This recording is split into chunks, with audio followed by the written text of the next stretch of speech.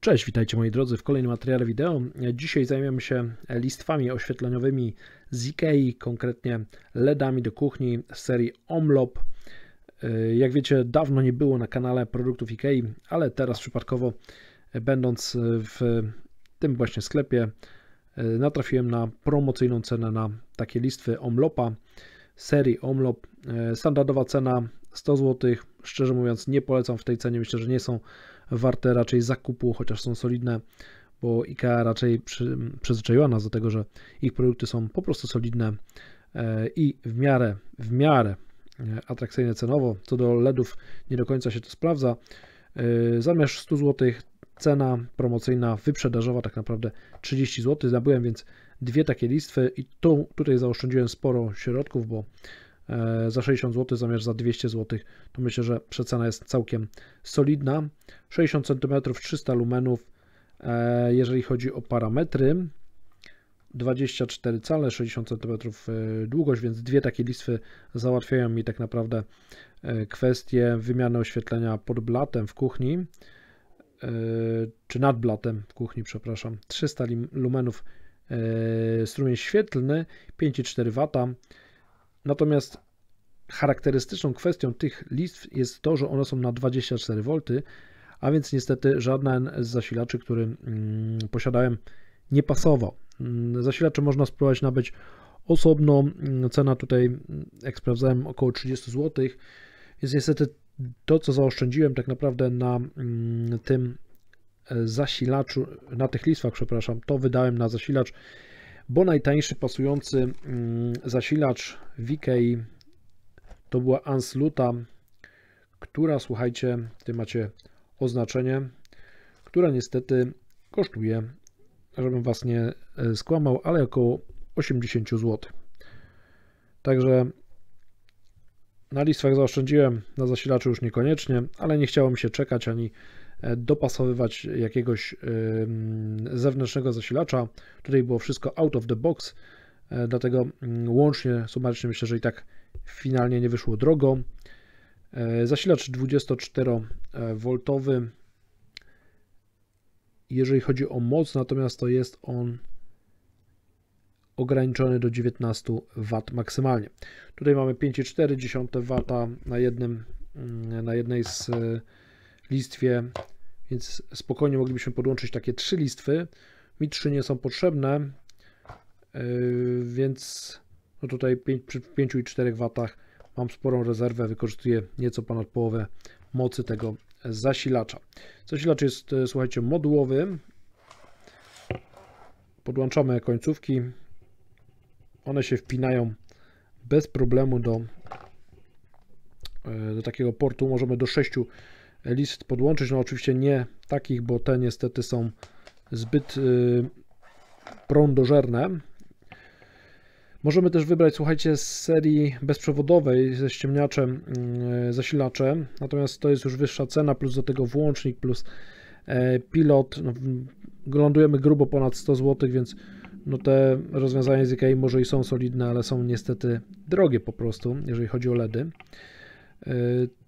Ten jest w miarę tani, może nie jest jakiś super, jeżeli chodzi o, słuchajcie, rozwiązanie, bo jest klasycznym pstryczkiem, elektryczkiem, ale równie dobrze można rozwiązać tą kwestię inaczej, włączyć na stałe i podłączyć pod gniazdko, które będzie sterowane po prostu tradycyjnym przełącznikiem. No, rozwiązać można to różnie, ja to w ten sposób będę prawdopodobnie chciał rozwiązać. Poza tym włączenie pstryczka nie jest dla mnie problemem fizycznie.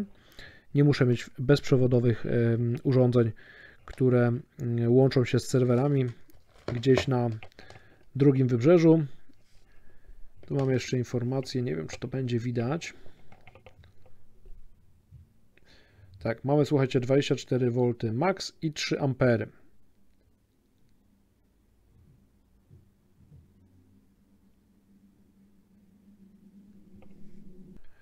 Natomiast ta wartość się chyba odnosi do tego przełącznika, bo już sam zasilacz, tak jak powiedziałem, aż takiej mocy nie posiada.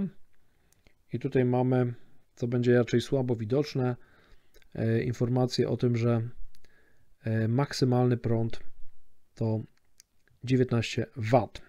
Zresztą tutaj mamy to również na opakowaniu informacje 19 W LED. Do 3 takich listw możecie, słuchajcie, zasilić. To, co będzie Was na pewno interesować, to jak świeci taka listwa. Ja zaraz się Wam postaram pokazać, jak będzie wyglądać strumień świetlny, natomiast pokażę Wam, co jest w zestawie. W zestawie mamy, słuchajcie, bogaty zestaw sprzedażowy, bo otrzymujemy samą listwę LEDową. Tutaj otrzymujemy, słuchajcie, taki jeden element, który możemy włożyć do środka i tym przykręcamy do na przykład blatu albo do szafek od spodu. Wkręcamy je. Mamy też oczywiście w zestawie śrubki, żeby nie było. 3 śrubki są. Możemy wkręcić to ładnie w blat. Następnie listwę przymocować i ona się będzie pięknie nam trzymać, czyli na trzy takie śrubeczki.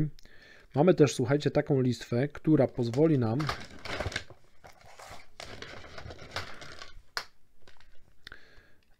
włożyć do środka kabelek i go ukryć. Chodzi o kable łączeniowe. Możemy przykleić do ściany w ten sposób i ja oczywiście pokazuję przykładowo i mamy zamaskowany kabelek zasilający.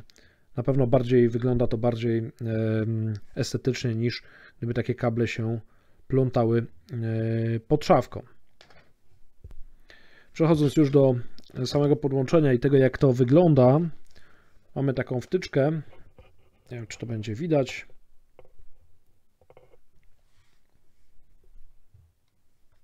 Podłączamy ją do gniazdka.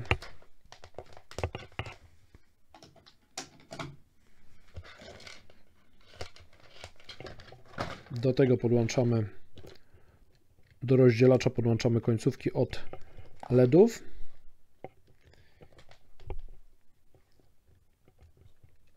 I zaraz postaram się Wam pokazać, jak świecą te taśmy. A świecą, powiem Wam, że zadziwiająco dobrze. Mamy dzień, więc tutaj za bardzo nie będzie to widać. Słoneczne pomieszczenie. Chyba że Wam, słuchajcie, zasłonię okna i pokażę Wam, jak to mniej więcej świeci.